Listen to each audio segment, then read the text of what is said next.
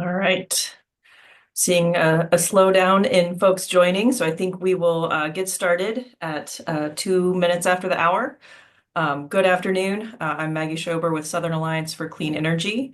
Again, just a little housekeeping. We'll have a presentation from the report authors, and then we will have some time for questions at the end. We'll try and get to as many questions as we can. Please use the Q&A chat in at the bottom of the Zoom box instead of the chat. That just makes it easier for us to be able to track questions and what's been answered. And please keep those coming in throughout the presentation, and then we'll get to those at the end. So to start, I will pass it off to Steve. Great. Thank you, Maggie, and Happy New Year, everyone. Thanks for joining. Why don't we move to the next slide? We want to welcome you to our annual report on energy efficiency in the Southeast by the Southern Alliance for Clean Energy. I'm Stephen Smith, the Executive Director, and SACE is a nonprofit organization that promotes responsible and equity energy choices to ensure a clean and safe and healthy communities throughout the Southeast. We consider energy efficiency one of our key components of decarbonization as we are working to solve the climate crisis and with various programs that we do. Next slide. And energy efficiency is a key piece of that. The year 2024 was the warmest year ever recorded since records have been kept since 1850. It was 2.3 degrees Fahrenheit above the 20th century average. Historic records in all kinds of parameters over the last year, particularly in sea surface temperatures and others. The 10 warmest years in the 175-year record have all occurred in the past decade, from 2015 until 2024. We're in an unprecedented time, and it requires us to take unprecedented actions, and we've got to focus on this. Climate disruption is on the increase. While there's a lot of people that will try to convince us that this is not a human contributed to factors that are leading to the climate disruption, but those of us in the Southeast who have seen the changes that we're experiencing, Hurricane Helene was one example of that was devastating for a lot of our region. And the hellish images that are coming out of LA about the extraordinary wildfires that are taking place there are just this constant parade of horribles. And so we have got to do more, and we've got to be more aggressive in working to solve climate disruption. Next slide, please. So as we're looking at ways to address climate change, SACE has a number of different ways that we look at decarbonization. And today's report is focused on just one of those many pathways. But in many ways, it is the most important. Energy efficiency is really a workhorse to solving the climate crisis and to making sure that we are reducing and our carbon emissions. It's a saying that we like to use is the greenest electron is the one that you never use. And that should be widely accepted. We also believe that reducing waste should be a ubiquitous goal commitment throughout all of society. And yet we find in our region that there are some utilities that continue to not prioritize reducing waste and taking advantage of energy efficiency as a resource. And we're now experiencing, for the first time in over a decade, significant load growth and projections from everything from digital demand, AI, crypto mining, other things, as well as electrification of a lot of things that need to happen. And so energy efficiency needs to be more and more of a priority. So with that, what I want to do is turn it over to Heather, who is the chief author on this report, and have her lead through the findings. And you will see that we have some utilities that are performing better than others, and then others that have chose not to maintain programs and not to stay committed to programs, turning programs on and off, which never leads to good outcomes. And so we're going to be able to benchmark a lot of our regional utilities through this annual evaluation. So I'll turn it over to you, Heather. Hey, it's actually Eddie who's going Oh, to tee Eddie's up going to go next. first. I'm Yeah. sorry. We Okay. we we switched up on you a little. We're going to tag you Okay, on this great. one. Go for it, Eddie. Yeah, so the question here is why energy efficiency, and Steve obviously addressed that some, but I think people need to understand what a strong force energy efficiency has been and continues to be in particularly electric sector demand in the United States. We've had significant population growth and certainly significant population growth in the Southeast, major economic growth if you think about the last 15 years.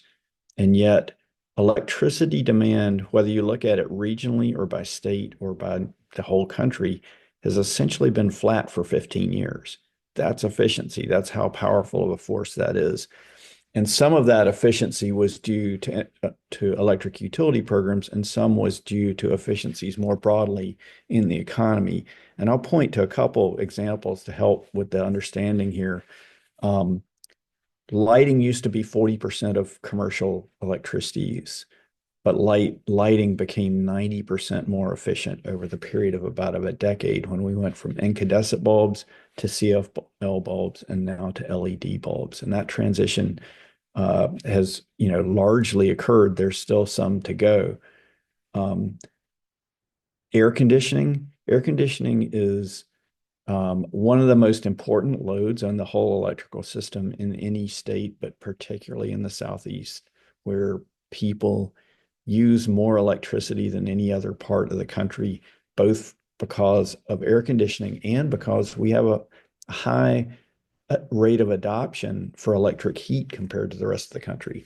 Many of the parts of the country are working now to switch other fuels, such as fuel oil or natural gas, to electricity to fight climate change. In the Southeast, 60% of the people in several states already have electric heat, and efficiencies there make a big dent in the total electricity demand, and the electric and heating load is what causes the peaks that are the most expensive part of the electric system.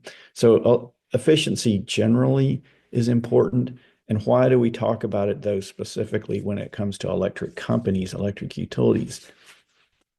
It's often less costly for a utility to give someone a rebate to have a more efficient air conditioner than it would be for them to spend the same amount of money trying to build a new power plant. So some people think that electric utilities are involved in energy efficiency in order to help customers, and that's true. That's a good purpose. Financially, it's kind of a side effect, a beneficial side effect of trying to plan the system so that it is a less costly system for everyone, not just for the people participating in the programs. So that's a quick overview, and we'll probably return to some of those themes later on. How about the next slide? Okay, so I can jump in here. Hey, Heather Pohnan. I'm Senior Energy Policy Manager at SACE and I'm the primary author of the report itself. So I'm going to be walking you all through a summary of some of the report findings, along with my colleague Eddy Moore, who just gave you all a wonderful overview of utility energy efficiency. So the content of this webinar is based on SACE's latest Energy Efficiency in the Southeast report, which covers the performance of utility sponsored energy efficiency programs. So over the next hour, we're going to be describing utility and state trends, as well as doing deep dives on the major utility systems and talking about the policies and practices that are driving utility energy efficiency in the Southeast. And so I'm going to do a quick note on what's included in the report and what's not. And I'm going to make a quick distinction between energy savings and energy cost savings, because I know that's a question that's kind of come up in the past. And obviously, like Eddy mentioned earlier, those two things are related, but they're not necessarily interchangeable. But they're both ways to show the benefits of energy efficiency. Um, so the energy savings data that's tracked from utility programs is specifically measuring the reductions in the amount of energy that's consumed. So those reductions are measured in megawatt hours. And generally throughout the report, we're going to compare that energy saved to the amount of energy that's sold. So you're going to see that percentage of savings throughout the report. But we're not going to be talking about, or at least the numbers are not going to be reflecting non-utility energy efficiency. And they're not going to be talking about the customer bill savings, the energy cost savings that come from participating in those utility energy efficiency programs, even though they are a very important benefit. So that energy savings as a percentage of retail sales, that metric is used in a couple of different states that set energy efficiency resource standards, but it's also just a practical way to compare the different sized utilities. So that's kind of what we're going to be doing throughout the webinar. Okay. And I'm going to quickly note the geographic coverage of this report. So when we're talking about Southeastern utilities or the Southeast, we're kind of talking about like a specific grouping of utilities here. So you see this map over to the right where, we have Alabama, Florida, Georgia, Mississippi, North Carolina, South Carolina, and Tennessee. There are partial coverage in some states, most notably Mississippi, that's actually intentional.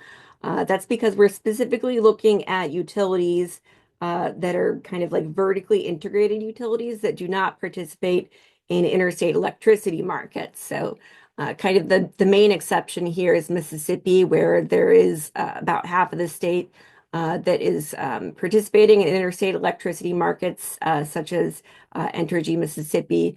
The portions that are covered cover Mississippi Power and TVA. Okay, so keeping that kind of this geographic footprint in mind, we're going to start off by kind of like looking at the Southeast in a national context. And there is one thing to keep in mind as we're looking at these regional averages and in a little bit the utility averages, is that even above the national average, which was at 0.5% in 2023. There are kind of higher benchmarks. So 1% is kind of like a symbolic benchmark that we've used for high achieving utility energy efficiency programs. And earlier I mentioned energy efficiency resource standards.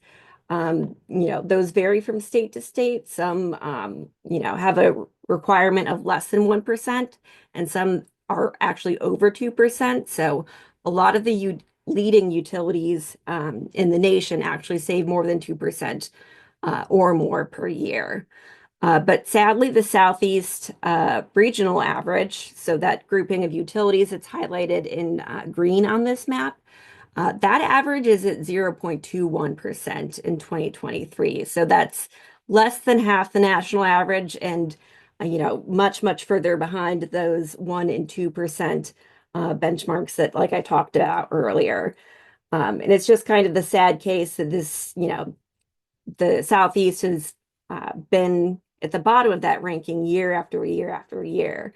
And so what we're seeing is that utilities and policymakers in the Southeast have just, invested far less in energy efficiency than their peers across the nation. So that's kind of why, we're at half or less of the benchmark that we would like to be. And so when we try to answer the question of, what is an energy efficiency savings number to strive for, you can look to national leaders in kind of those other regions that I talked about. But we're kind of going to keep that, the national average and that 1% benchmark in mind when we move to the next slide, where we're going to be kind of going over the major utility rankings. So these are kind of the main utility systems in the Southeast that we looked at. So I'm going to kind of go from left to right, starting off with the highest achieving utilities, moving on to the low. So over to the left, we see Duke Energy's utilities in North and South Carolina. Once again, are kind of like holding up the regional average. They're actually one of the only major utilities in the region to exceed that national average. One thing to note, though, is that these utilities have yet to kind of rebound from their pre-pandemic levels. So I think it was kind of like 2018 and 2019 where they actually did exceed that 1% benchmark. Um, and then let's see, the next utility that we can kind of like look at is Dominion Energy, South Carolina. They reported savings that bring it near the national average, and this is a pretty significant difference from its own performance in previous years, or even kind of compared to other utilities in the region. Next up, Mississippi Power. Actually, I'm going to talk about Mississippi Power and Georgia Power. So Mississippi Power was one of the only utilities to exceed its pre-pandemic levels. This is something that I'm going to talk about a little bit later when we're doing a deep dive on the Southern Company utilities. But in 2023, Mississippi Power was actually pretty close to matching the performance of its sister company, Georgia Power. So Georgia Power in 2023, reported a slight dip in its energy efficiency performance. This is actually one of the lowest performances that we have seen from Georgia Power in the past couple of years, in the past, even aside from the pandemic. And finally, I'm going to highlight kind of these larger utilities, Florida Power and Light and the Tennessee Valley Authority. So these utilities are, far and away the largest utilities in our region, but you do see them over there to the right on this chart. So due to the size of each of these utility systems and their low performance, TVA and FPL are actually driving down that Southeast national average or that Southeast regional average, which is kind of unfortunate. Um, so yeah, they're the ones that are kind of like saving or driving the savings down when you're looking at that regional average. But now that I've kind of like set up the kind of like overall rankings, I'm gonna hand this back over to Eddie, who's gonna give an in-depth look at, I think it's the Duke utilities and Dominion. Thanks, Heather. So we'll look at these stats in a little more detail. I don't know if we'll get into a totally deep dive, but one thing that's interesting about the Duke utilities is that they manage utilities in a number of states, Indiana, including Indiana, and I believe Ohio, Florida, North Carolina, South Carolina. And you can see that the state policy environment and the decisions of the utility itself make a big difference in how much performance you get out of these energy efficiency programs, how much the customers benefit. So here, even though Duke has really significant savings in North and South Carolina and Florida, they're not doing that much. And I think that's a policy environment situation. Also, just because of the footprint we've chosen to talk about today, you might think, well, Duke has unusually high savings and it's a kind of a lone leader.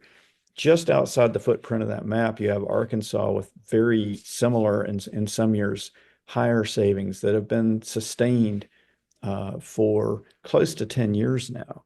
So this is something that is entirely possible. These are areas that have similar climates, similar energy costs.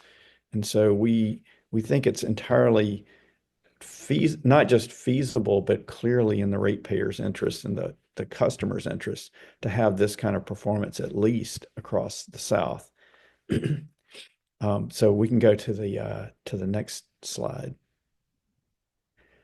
So this slide, you can kind of glean 2 points here. One, the Duke higher level of performance. It's not a one-off. It's not a unique, kind of a fluke of one year. It's been pretty sustained. Another thing is this slide breaks the savings, in the utility world, customers are kind of divided into three classes. They're either residential, commercial, or industrial. Industrial meaning large industry, manufacturing, stuff like that.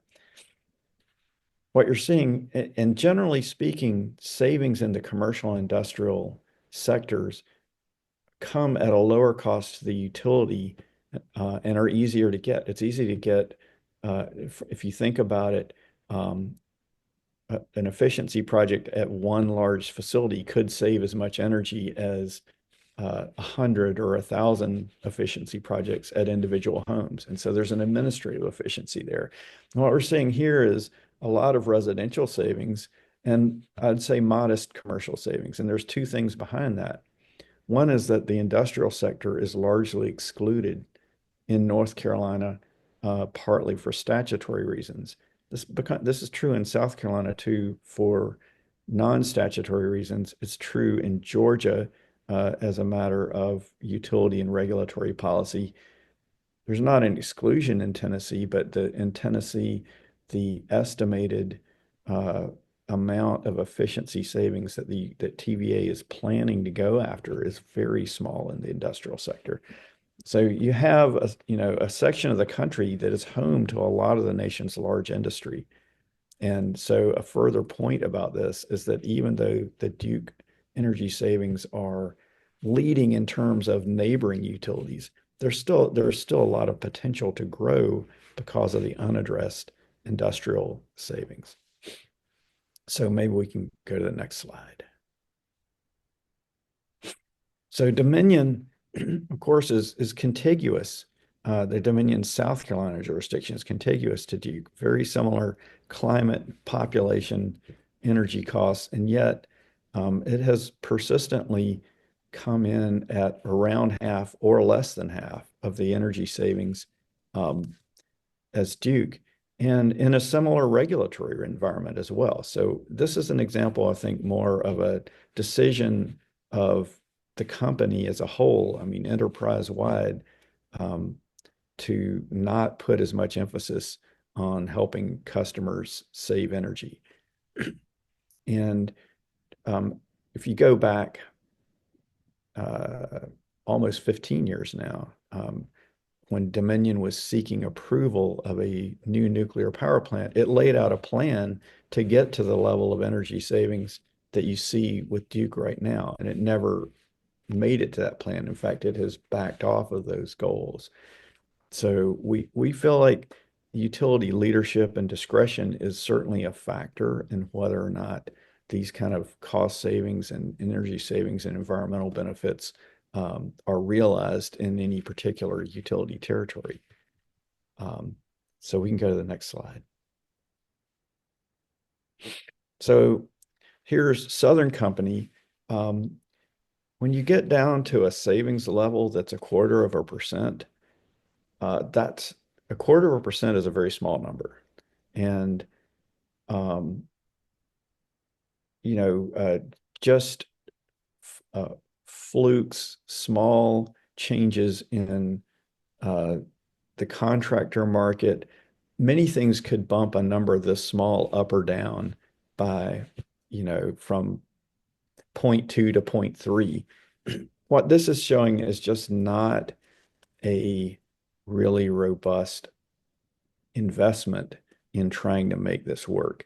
And I think maybe the positive thing to look for in the Southern Territory is a commitment that came out of its most recent long-term planning exercise to propose programs that could save 0.75% a year. So essentially to triple the savings. And I guess our hope is that this doesn't turn out like the neighboring utility Dominion, where in conjunction with nuclear power spending that went way over, that the commitments to energy efficiency don't pan out or they back off on that. We would like to see those promises fully realized and really as a launching pad for a more robust efficiency effort across really the Southern Power Territory, which includes Georgia, Mississippi, and Alabama. I mean, the energy savings numbers at Alabama Power are almost too small to talk about. So next slide, please.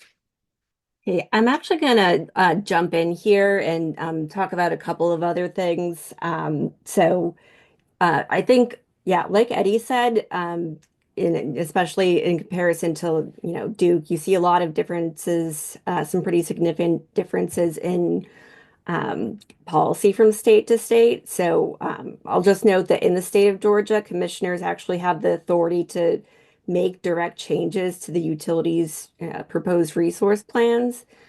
So we've actually seen in the past that the commission has ordered Georgia Power, I think in 2019 and in the 2022 IRP, to increase their energy efficiency savings by, I think it was like 15% is what they said. But, due to the pandemic and other reasons, we haven't actually seen that increase happen. This is Georgia Power's performance in 2023 is actually much lower than it has been in the past. Kind of some of their past performances have put them at like zero point 0.4 or 0.5%. But like Eddie said, when you're getting to that small of a percent, it's really easy for that to go up or down. But that 0.75% target, that's actually something that Georgia Power agreed to in a settlement agreement. I think this was just last year in 2024. There is the thought that that is a little bit more like, enforceable than some of the other targets that they've set.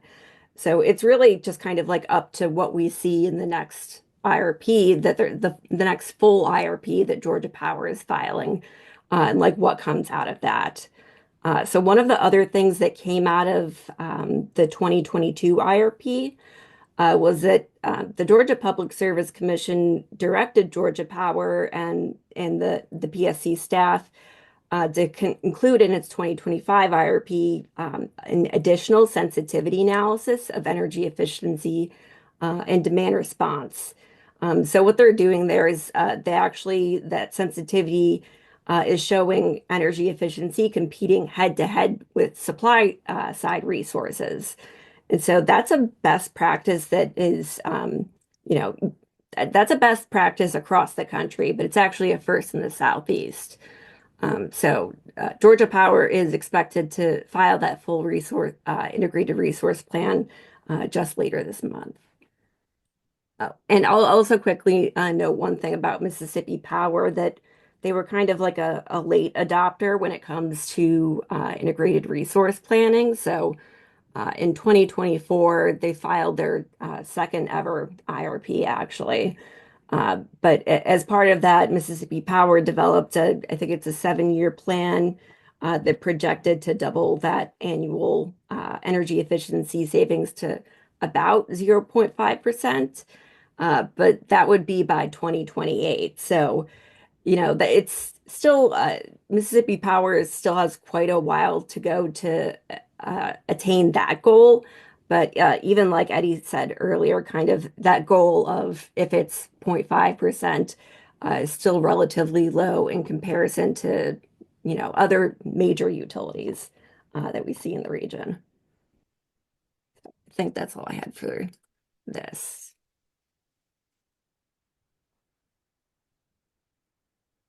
And so on this side, we're looking at TVA and FPL.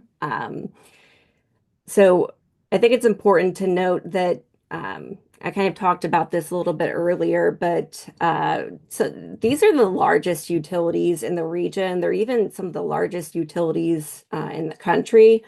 So Florida is the most populous state in the Southeast, but we see that Florida Power and Light is, on the kind of like far right side of this graph where they're showing those lower savings.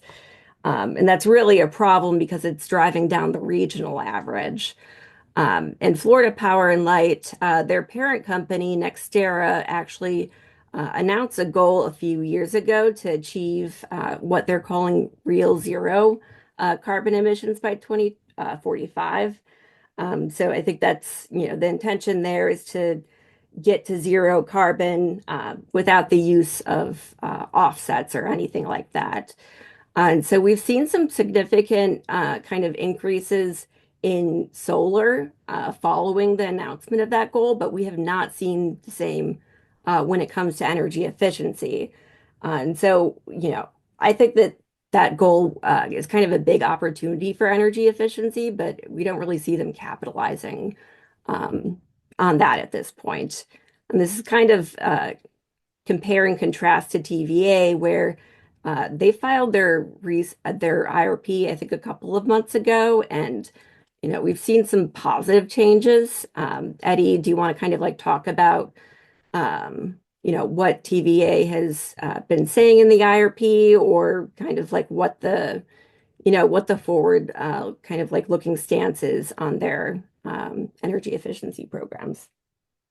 Well, I think we've talked almost interchangeably about planning versus implementation. Mm. And what we've seen, sometimes you have a utility company that outperforms its goals when it actually implements. I've seen that before. And then we've talked earlier in this talk about some that set out a plan and then don't execute it. And I think in the IRP realm, what we're seeing in TVA is, what I mentioned earlier, like discounting the ability to reach the commercial and industrial sector, and undercounting what's possible in the future. And that matters because if you don't plan to save that energy, you have to plan to serve it. And so there are cost implications to failing to reflect performance in the integrated resource plan. But then at each of these utilities, you have a team of people implementing the plan, and it's implementing the efficiency programs who are usually experts in this field, and of course trying to make their daily work well. And I know just recently, TVA has, for instance, worked together on a partnership with wholesale distributors of heat pump hot water heaters, and with major retailers such as Lowe's and Home Depot, to streamline adoption. And that's a very significant technology that's only recently become easily available for customers in the Southeast. And so that's one example of a program implementation change we've seen recently. And of course, the numbers there, it takes time after implementation of a program to do the evaluation to be able to report these numbers. So the numbers that are in today's presentation, there's a little bit of a time lag. So there could be better performance happening that's not yet reflected. And then there's the separate question of whether that higher level of performance is captured in the long range planning. We say these things not to be critical of the people on the ground who are trying to make efficiency happen for customers. And that's why I mentioned, is there a commitment at an enterprise-wide level among these major companies, each of which the private ones are capitalized in the tens of billions of dollars, and the public one is among the largest utilities in the country. So we think the capability is there to do an excellent job if the will and direction is there.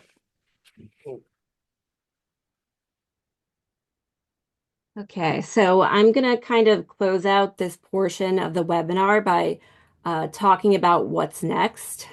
So this is kind of a glimpse into some macro level topics that we think are kind of coming down the line to influence energy efficiency in the future. So some of these are actually, we talk about them a little bit more in depth in the report. So I don't know if someone dropped a link to the report in the chat or anything, but we're going to kind of like just quickly talk about these. But I think the first one that a lot of people think about or ask questions about is the Inflation Reduction Act. So this is a piece of federal policy that was passed in 2022. And the IRA includes tens of billions of dollars for energy efficiency. So it was a massive investment. And that includes tax credits, consumer rebates, loan programs, and competitive grant opportunities. And some of those were direct funding allocations. So in particular, the home energy rebate funds, or HER. So the home energy rebate funds are kind of, they were set aside for a consumer rebate program that is kind of intended to work in tandem with utility energy efficiency. So the HERS funds made available by the IRA were really important for kind of providing a pathway to deeper whole home energy efficiency measures. So we do talk a little bit about the tax credits here as well. I think we have this statistic we're showing where about 400,000 households in the Southeast claimed those federal energy efficiency tax credits, but those aren't really meant to be those aren't meant to be comprehensive. So the HERS program are covering a lot of measures, energy efficiency measures that aren't covered by tax credits or might not be covered by utility programs alone. In particular, the HERS funds have kind of this directive where a lot of the funds are set aside for low-income households. But the basic purpose of the rebate program is to help pay for energy efficiency upgrades that will save at least 20% of a home's energy use. And those are available for both single family and multifamily households. And so the actual cost and energy savings impact of the HERS program kind of uh, it's unseen yet. I mean, we don't know what it is yet for a couple of different reasons. One is that the kind of implementation varies from state to state. So currently, three states have had their application approved, and it's kind of up to the states how much, what percent of the project costs would be covered by those HERS funds. So it ranges from 50 to 100%. I know that in Georgia, I think for some low income households, they're going to be covering up to 98% of project costs. And so that's a really significant kind of pathway for energy efficiency for low income households specifically. And that doesn't really exist anywhere else. And so kind of keeping talking about Georgia, you kind of see that there's an asterisk next to the available in terms of program availability. So Georgia is the first state in the region to launch this federal rebate program. And right now they have a limited pilot that's administered by the Georgia Environmental Finance Authority.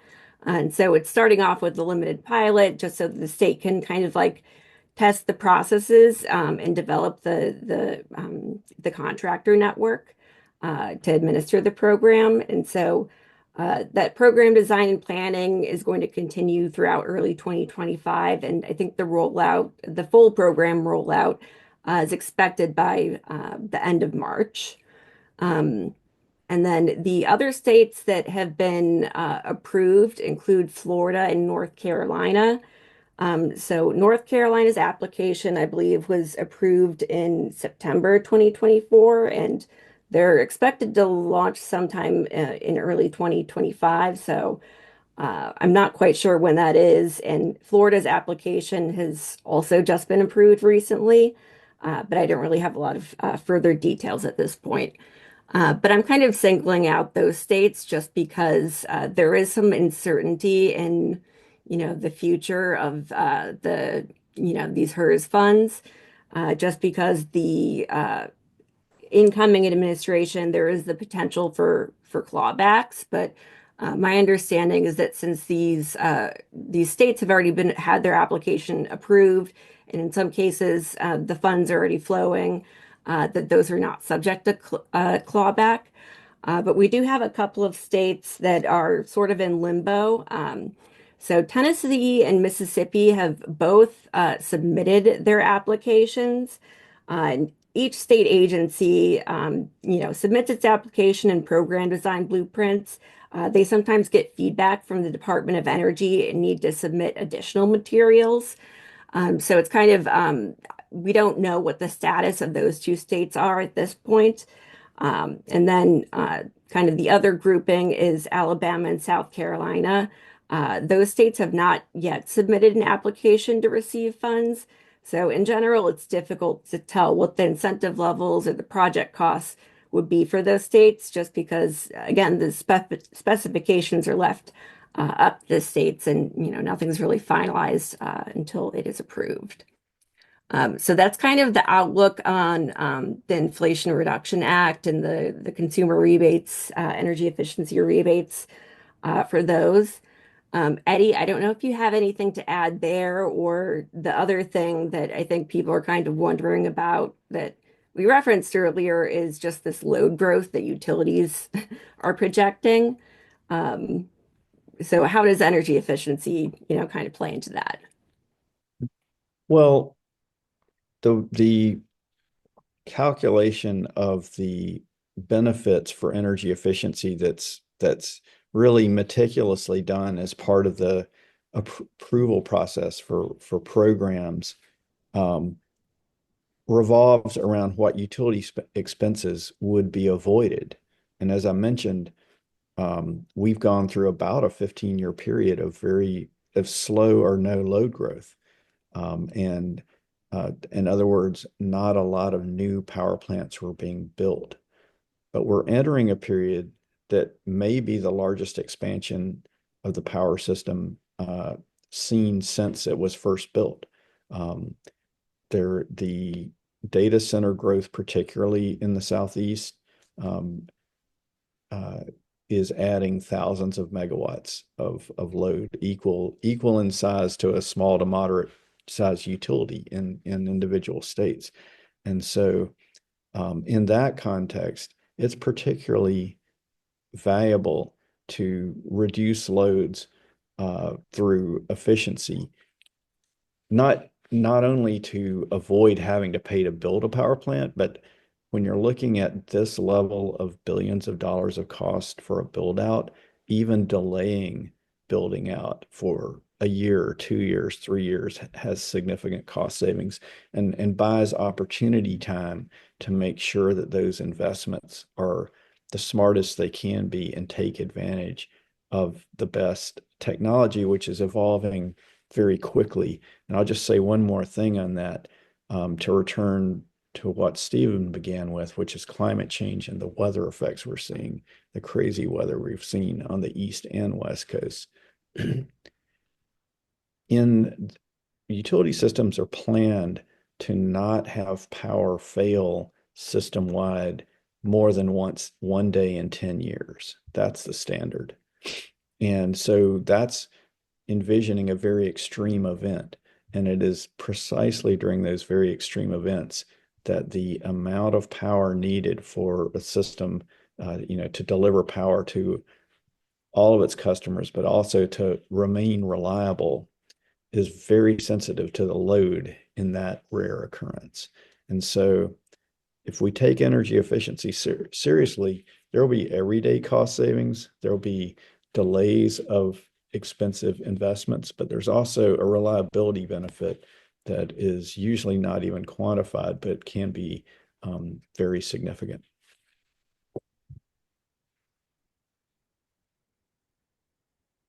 Okay, I think we're ready for Q&A.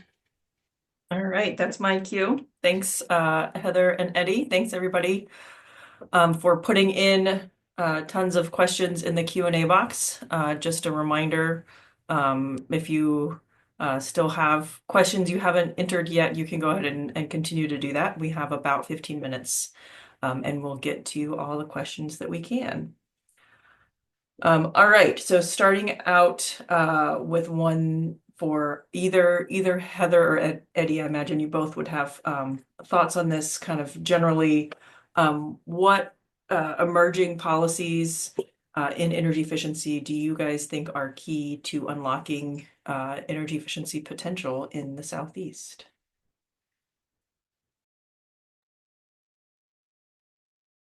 Well, I think addressing the unmet industrial efficiency potential is a big one. Other than North Carolina, it probably doesn't require a statutory change. It would require regulatory agreement and working with the parties involved. I think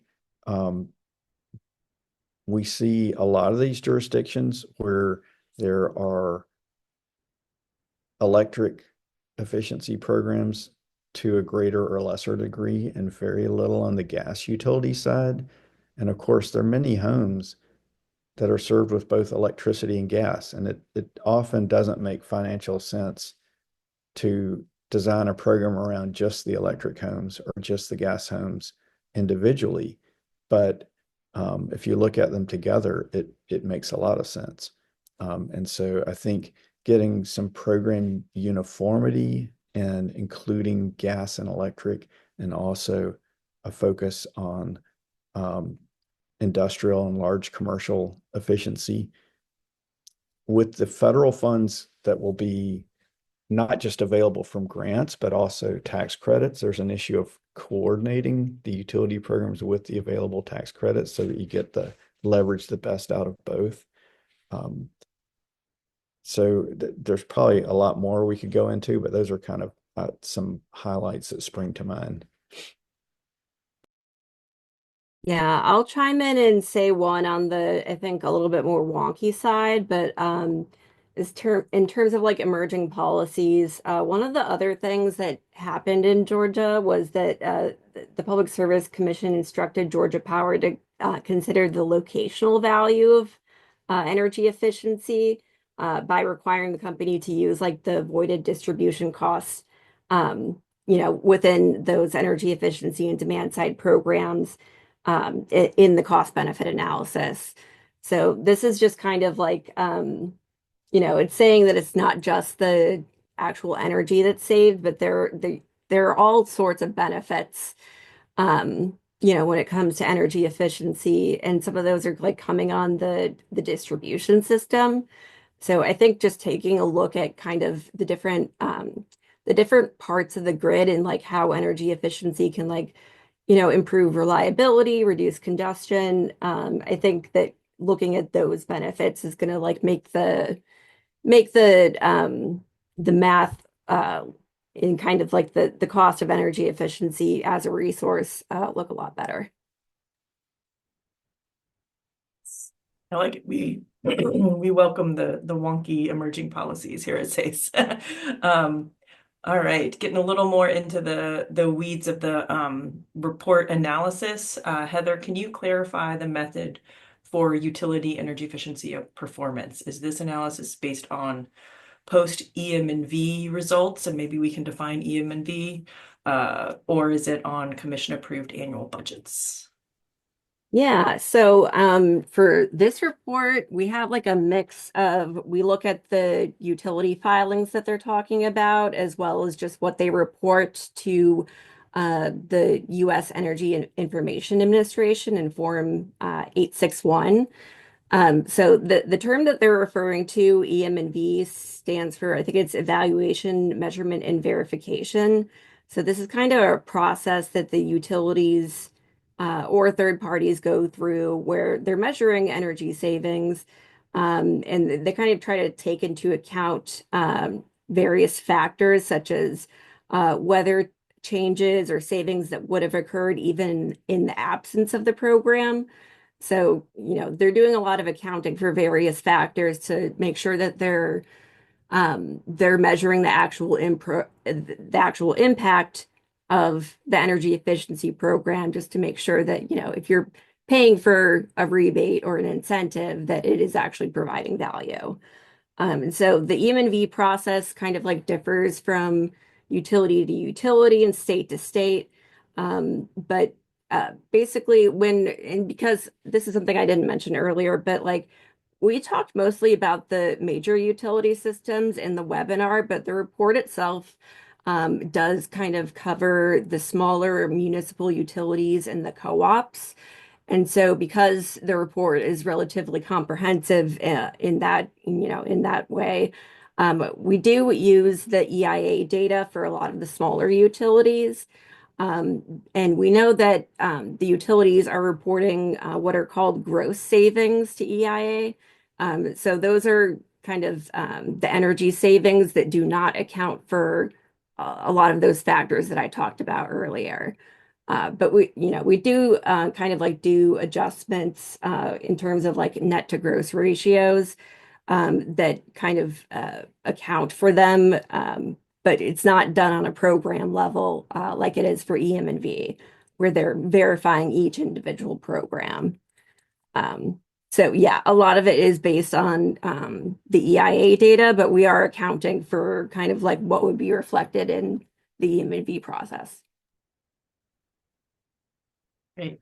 Thanks. That actually answers what was going to be at least part of the next question, which was whether this data set only included IOUs. But so yes, to clarify what you just said, it includes IOUs, investor-owned utilities, as well as municipals and co-op utilities. Yeah, and when we talked about the regional average, like that included the retail sales from some utilities that do not do any energy efficiency. So that, that's part of like why it's low. But I think we mentioned this in the report as well. Like even when we're looking at other regions kind of have the same issue where there are utilities that are not doing energy efficiency, but they're still managing to have averages that are almost at 1%. So that just makes the Southeast look that much worse in comparison. Yeah. Okay, can you talk, either of you talk a little bit about how these utilities pay for energy efficiency programs? One specific question was about additional sum, which is, I think, a term specific to Georgia Power, but other policies where utilities, other policies in other states that are designed to address the lost revenues. And then what does that look like for municipal and co-op utilities too? So I guess the short answer is utility programs are paid for like all other utility services in rates. And there's the obvious conundrum or tension that if a utility sells less electricity, it brings in less revenue. This problem was addressed about 35 years ago by several leading states that came up with a way to essentially have the utility keep some of the cost savings. Some of the cost savings, some of the revenue losses for the utility pertain to pass-through expenses. So they aren't really a loss in profit, they're just a loss in revenue. And so in the accounting, you leave the utility with some of the benefit, and most of the benefit goes to the customers. I don't know if that sufficiently addressed it, but it's commonly adopted in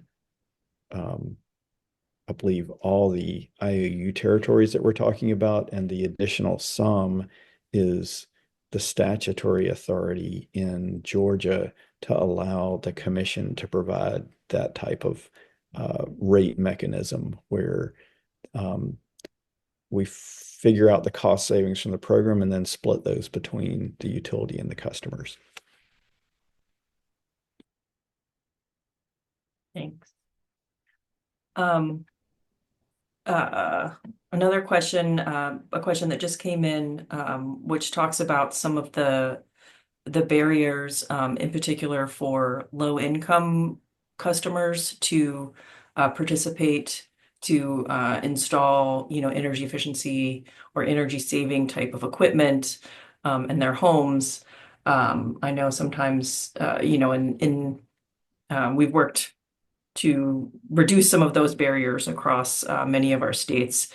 But what are some of the barriers that they may face, and how are those being addressed? I'm thinking like, if there are other issues in the home that need to be addressed before, weatherization or something like that, or maybe other barriers you guys might think of. Well, I'd say there's, two big barriers. One is the lack of upfront capital, low income customers, whereas other customers might be able to accept $1,000 rebate, but pay a little more also to get, say, a really efficient air conditioner. The low income customers don't have that extra cash. And for that reason, it's typical for utilities to design programs targeted to low income customers that have little or no upfront cost as part of their overall portfolio of programs. Another common issue with that doesn't just affect low income customers, but affects many of them is renting the space they're in, so that capital improvements are a gift to the landlord. And so again, you have to look at program design, and I'll highlight over 10 years ago in Arkansas, they developed a common weatherization program funded both by gas and electric utilities. And they found that even though it was not targeted at low income customers, it had a very high level of participation by low income customers. And part of the reason was that for landlords that own many units, the program would work with landlords to upgrade units during the period between when somebody moves out and somebody else moves in. So the landlord's getting an improved property, and not having a disruption to leasing. The next tenant that moves in has got a lower electric bill, and all the other ratepayers are getting the benefit of a lower electric load to serve across the whole territory. Great, thank you for that example. We're cutting close on time. I think we might have room for one, maybe two if we're quick. A couple of questions. I'm going to try and combine some together for efficiency's sake, which is, there are differences in climate, in housing stock, in heating and cooling needs, and all of that sort of things between the Southeast and other regions, and even within the Southeast. So, what's how do we think about sort of energy efficiency comparisons across states and regions? Can we compare things like energy burdens instead of rates or other metrics to be able to tell how well different regions are doing on some of these issues? Heather, do you want to start us off with that one? Yeah, I can take a shot. So, I mean, I think and I'm gonna tie this back to the last question a little bit. So I think that there is a tendency for like a lot of utility energy efficiency programs to treat especially like residential customers as a monolith. And it's an interesting contrast to what we see in the commercial and industrial sector, where like the commercial programs are all mostly prescriptive. So they're kind of like each customer is treated very differently. And that is not the case with the residential sector. So it's kind of like some customers are allowed to be complicated and others aren't. But when it comes to like the residential sector, for example, we'll sometimes see this. This is the average for for a single family household or something like that.